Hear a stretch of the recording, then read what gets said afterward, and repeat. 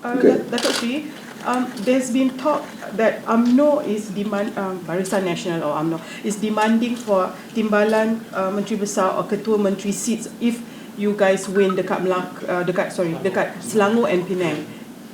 Kita tidak pernah pun memperbincangkan perkara itu. Let us cross the bridge first. Untuk itu kita tunggu selepas 12 hari bulan, dan kita yakin apa yang penting ialah bagi sekurang-kurangnya 3 negeri yang sedia ada kerajaan di bawah panji-panji kerajaan perpaduan untuk memenangi semula negeri-negeri berkenaan, dan jangan pernah terfikir atau merancang untuk lebih daripada memenangi kursi-kursi yang telah diperuntukkan kepada mana-mana parti.